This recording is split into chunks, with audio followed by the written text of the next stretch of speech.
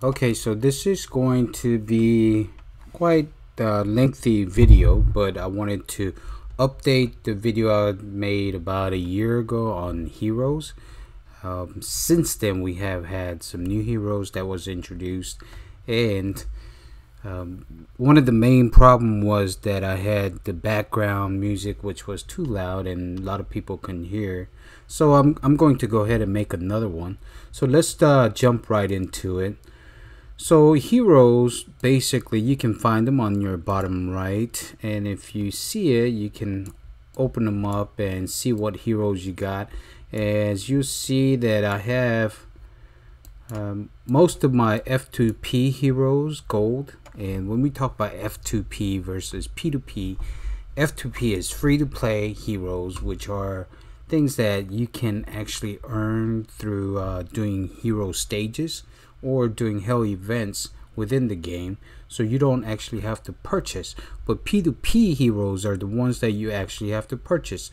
So for example, Songstress of Sea, this one you would actually have to purchase, and in order for you to get one hero to gold, you need 330 medals, 10 to higher, and then every level that you take them up, you will need 10, 20, 50, 100, 150. So this color right here, what you see is gray, and you see green is next, blue, purple, and gold. So when we're at gray stage, and each of these levels of color, we often refer to them as grade of a hero. And then if we look at the shield, if you look right here, you'll see purple with 2 diamonds in it. That's heroes rank. We refer to them as heroes rank. So let's take for example Dream Witch, which is, you can either earn her medals through challenge, which I think it may come out once a year possibly, and that would take you, or it would get you 10 medals if you successfully get it done. So it would take you probably lifetime to get her gold as a free to play player, and so it would not be worth it. Only reason why you may want to have her is to have additional heroes, which help. More heroes that you have will help you train your familiars quicker. Or let's say for example, if I go to my training, I have 33 heroes training my familiar, which definitely helps getting the EXP more than having 10. I have one castle that has 6 heroes, I think. I'm still stuck at level 39, and it's been almost a year, I think. Anyway, so those are your heroes, pay F2P and pay to P2P, which is pay to play, or play, yeah, pay to play heroes. So most of these, what you see here, are F2P, except like Songstress of Sea, and you will also see a few that I'm in the process of trying to upgrade at this time. And then there's special ones, Chaos Dragon or Watcher. I'm sure everybody talks about Watcher, Hell Event, and whatnot. And reason why they want to get, or people want to get Watcher, is because it's called, this is classified as an army hero. So if you look at battle skills for the hero right here, you'll notice that it gives you army attack boost and army HP. Training speed is great, but mainly people like it because of army attack and army HP, and 20% and 25%. That's at gold grade. Of course, it drops down significantly as you get lower than gold. So really, it's really not worth it until you get it gold. I know a lot of people have Silver Watcher or Green Watcher as their leader, which is a bad example, because, or a bad hero to have as your leader, because it's giving you 2%. And when we refer to this as army hero, basically army attack 20%, what it's doing is it's giving me attack stat through my entire army, meaning every type of troop that I have is getting 20% attack boost. and same thing with HP is giving me 25% attack boost. So in reality, it's equivalent to 60% or 80% if you count siege. So it's a great hero to have on your wall. And so when we talk about wall, here's your wall right here, castle wall, and this is where you station your heroes.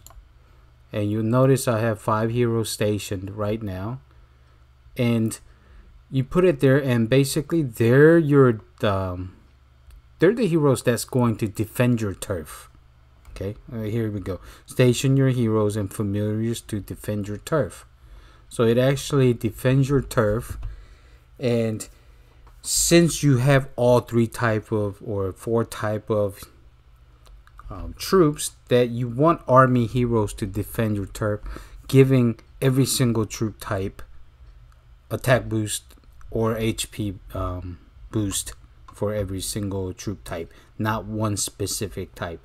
So for example, if I were to have something else, not like here, Rose Knight is also army hero because she has army attack, and the same thing with Songstress, she's also army hero, and Bomb and Goblin is also another army hero. So those are great to have, but let's say I didn't have any army hero, I would actually have to put different troop types on there. Let's say, for example, I'm going to put in Demon Slayer. For cavalry, I'm gonna put on Spiky, or what do you call this, Child of Light, and I'll do Snow Queen, and I'll do Oathkeeper. So if I have these on there, now yeah, they're gold heroes, but the thing is, Demon Slayer and Oathkeeper is only going to give boosts for, like, let's take Demon Slayer. It's only giving me infantry boost, even though it's 30% and 50%. It's not giving me the entire army. So my infantry is the only one that got boosted by 30%. Wouldn't you rather have a hero that will give you 22 infantry and also 22 range and 22 cav? That will give you overall more stat than having a single troop type. So that this is why people go after army heroes. That's why they're highly sought after. That's one of the reasons why people actually pay money for it. And let me restation them back. And eventually, once I get my Lord Weaver, I will probably replace Oathkeeper as well. And that will give me 5 armies heroes that covers all my troop type, and that will make it more efficient. Okay, so we got that, right? So now let's look at heroes again. So we're going to look at Rose Knight. She's probably one of the best heroes to have. And you'll notice battle skill here and hero skills here. Okay, we're going over battle skills. And when you look at her battle skills and click on one of the battles or whatever, right? And I have army attack at 20%, and you notice as the grade bonus increase to gold, it's 20%, but before that it's nothing. So it's actually better to have F2P hero that's gold than a purple paid hero. So always keep your gold hero on your wall. And also don't forget, up here deals 200% squad attack as damage to enemy troop. That's very important. That's basically that little fireball they send out. If you ever watch the battle in progress, that's what you're seeing, and they actually do a lot of damage. And if you're not gold, it won't give you 200%. It will actually give you 140% and lower with every grade. So again, grade is very important in your fighting. Now let's talk about rank. So when we talk about rank, it goes from, on a hero, like this is a rank 8 hero, but you can actually, let me see if I have well, when you first start out, you're going to be rank 1 on the hero, and then you move up all the way to rank 8. So if we take Rose Knight again, look at her skills. She has 3 skills, right? Timber Production, Cav, Max HP, and Army HP. So if we look at right here, it activates when hired on that first ability. But let's look at second ability. Activates when sent into the battle, but this will not be in effect until you get to rank 4, I believe. And then third skill doesn't activate until, or doesn't open up until you reach rank 7. So it's I believe this is just when you first open, and then rank 4 and rank 7. So each time you move up in rank, they would actually unlock these abilities. So it's very critical for you to get these upgraded to rank 7, even before you even take them to different grade. So what I usually do is I get to certain stage, and then once you get to certain stage with heroes, you're gonna get stuck, because whether it's the rank is too low, or maybe player level is too low, but no matter what you do, you just can't go above it. That's the point when I try to get my player level up or grade up. But until if I can go through, I will go through and try to get rank 7 first before even getting them upgraded to different grade. Okay. Now let's look at well, let's go back to this. Now let's look at her abilities. Like this, army attack 20%. If we look up here, we'll see army attack boost when deployed, right? But if we look at timber production, it says passive. So the difference between when deployed and passive is that any of the passive skills are always on. You don't need to have the hero in battle. As long as you have the hero, that skill is on. So once you get Rose Knight to gold, your timber production is at 150% additional. And then of course each grade it brings it up. It doesn't matter what she's doing, whether she's in the battle or she's just sitting in the castle, you're still getting this stat. Okay, but if you have this, which used to be called active skill, but now it says when deployed. So if she's not in battle, then you're not going to get 20% army attack. Just like if she's not on your wall, you're not going to get 20% army attack from her, or Cav max HP 50% from her. She has to be in battle. And then again, passive means that they don't have to be. And the big difference you'll notice is that passive skills are usually economy skills, where military skills are all active. So if we move to next hero like her, you'll notice all these 3 are military skills. If we look at it, they all say when deployed. Let's look at another hero, Tracker. See, when deployed, we go to range defense, when deployed. But if we go to orb production, it says passive. So you get her the gold, your orb production is up by 150%. I hope that makes sense to you guys. Okay, so next subject, let's look at Hilda, or Boom Hilda here. You notice she has range attack and range defense.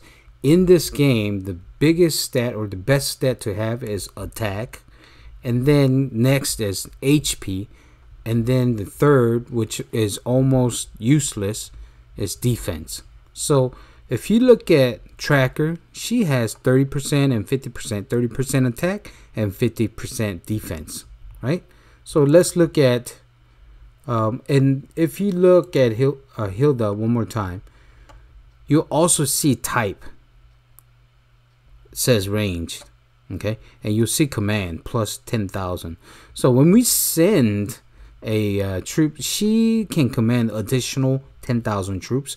This is why when you send 5 heroes and you can send, your max goes up to 250,000 troops.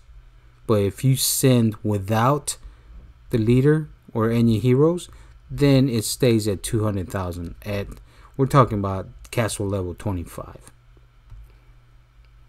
And then of course she's type range, so she commands range type.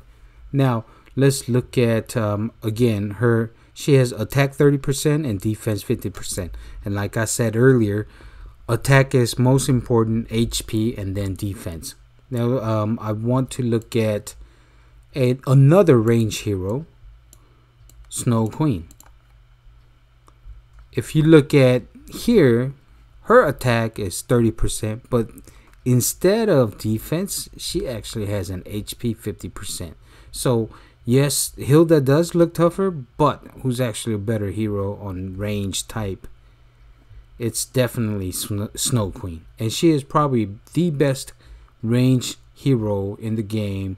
That's F2P, and actually a lot of the range type hero that's not army hero, she's right there with them, even with the P2P heroes. So, and then let's look at another range hero, and I'm picking on range hero for now, but it's same case for your cav heroes and infantry hero. But let's take Black Crow. A lot of people love Black Crow, right? But if we look at her, she doesn't have range attack. She only has HP and defense. So she is probably the worst of the range heroes in fighting. I mean, she's great for other things like Coliseum and such, or monster hunting. She's great at. So definitely, as far as the fighting go, you would want to pick the hero that gives you attack. So let's say if I wanted to attack somebody range, then what I'm going to the heroes that I would pick. Let's see. Oh yeah, even Darkness. The heroes that I would pick would be, we're talking about range. See, I have one here, but let's say you just have F2P. Ones that you would want are Hilda. You want the army range hero. And then this one actually gives you 30% as well. And Snow Queen gives you 30%. So you can actually see that range attack that I have are 90% and army attack is 20%. But most of the time, if I'm doing one troop type, I would actually replace 20% for 30%, 20% army for like 30% range. But that's totally different subject. But always look at your hero and see what gives you the best stat as far as the attack go for that specific troop type. So again, that's on that part. Now let's look at something weird though. Boommeister. Where do we get Boommeister from? We actually get Boommeister from Dragon Arena. But let's look at Boommeister's stats. If we look at him, you notice it says passive. This is something on the newer side of it where they're putting out passive heroes, and Boommeister, it will actually give you army attack 10% passively, which means basically when you get him to gold, he doesn't have to be in battle and you will still get additional 10%. That's 10% army attack, that's 10% army HP, and 10% army defense. So that would actually give you almost like a research tree for getting him the gold. And this is going to be, I believe, a new trend. I don't know if we can actually find the hero, but I want to see if is Magnoroid. I'm not sure if he's there today. Let's see. Magnoroid. I hope he's there. But he is definitely another type of hero. Oh man.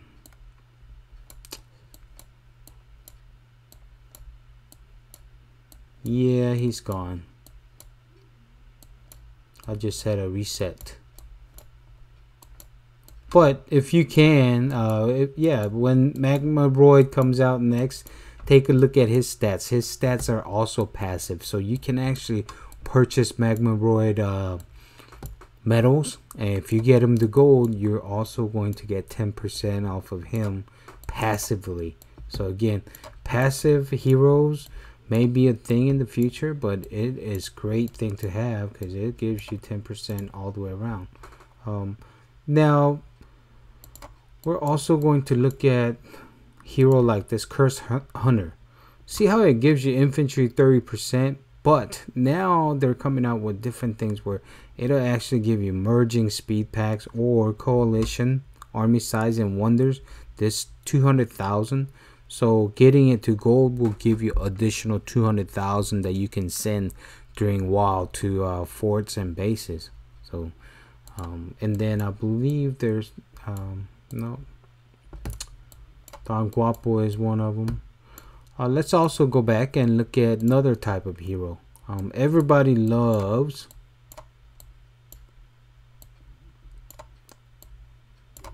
everybody loves Trickster. They'll have this as their leader. Now let's go look at his stats. Where in here does it give you any type of military stat? Trickster, although great hero, everybody talks about, hey, get him to gold because you're going to get research, whatever, or energy.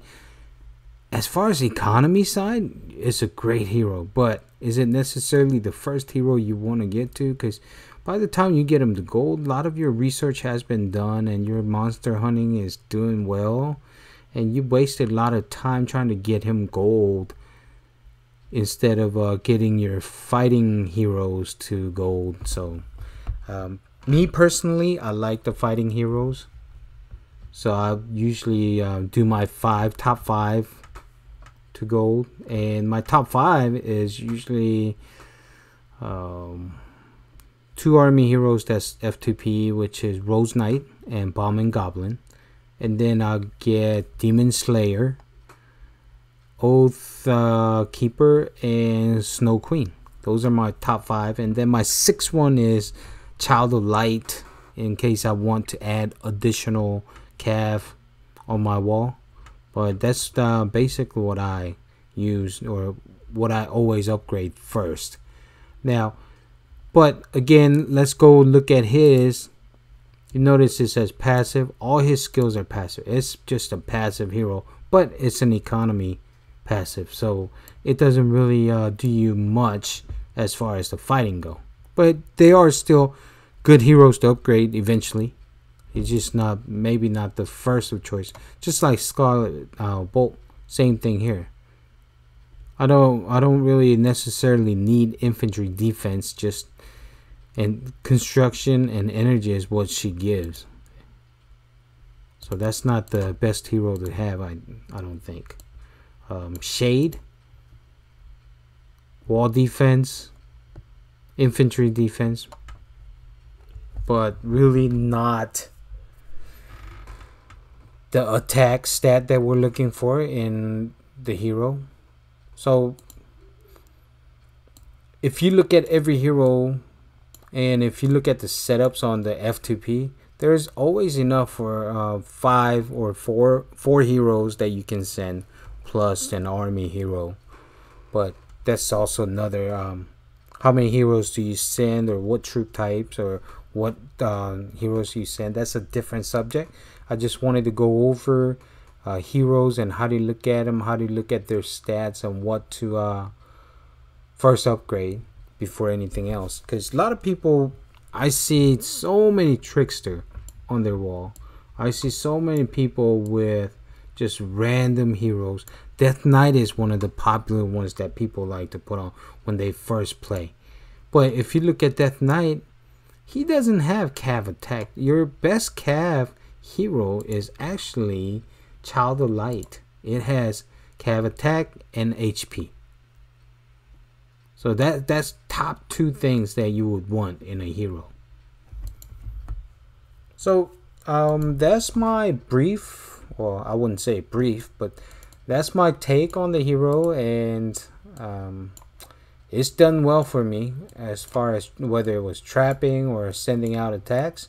But that's what I would suggest on the heroes. And a lot of people like Watcher, they tend to go after Watcher because, I mean, it does take 330 medals, but it is an army hero that you can actually get to gold without spending the money on purchasing the medals. But ultimately you have to do a lot of hell events because that's where they come from, and I wouldn't stress over it. I would pretty much do hell events when it's available, and if I have the means to do it.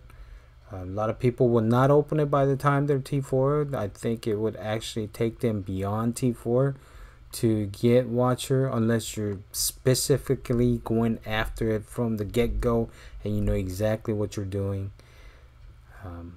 In fact, most of my castles do not have Watcher gold. I think only a couple of them do, but I'm also lazy when it comes to hell events. So here within the tabs, you can go to middle one and you can see how many medals of what I have here. This one is a bad example, but some of them actually, I have 2 and 5 and 1, but some of them actually have more medals of heroes that you can hire. Now for once you max out a hero, let's say these are gold, there's no more, it won't say, it won't show you anything, right? But if you don't max them out, let's say like Lord Weaver, she's purple. It says 130 out of 150, so I need 20 more, right? But what happens to after I max out everything? Like here, so it doesn't show. But if you go to this chest right here, let's go from the beginning. So I click on the helmet, I go to this bottom tab, then I can go to medals, and they're actually still collecting.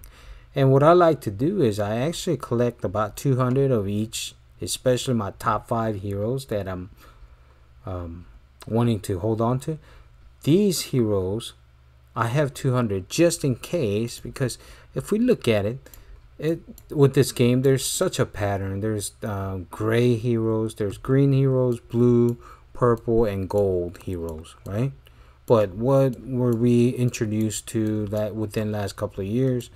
We have mythic, right? So who knows? It's potentially for the future there might be mythic heroes coming out, which would make sense because it would actually turn their borderline to orange, and these ranks would probably go up to rank 9 as a gold shield, I would think, possibly.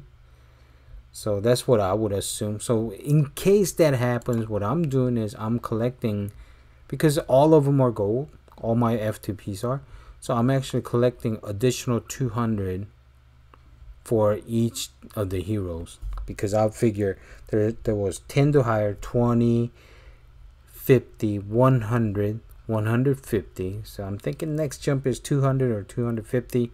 But once I get 200 medals for every one of them, then I'll start doing 250 medals for everyone. And then after that, I don't know, but who knows.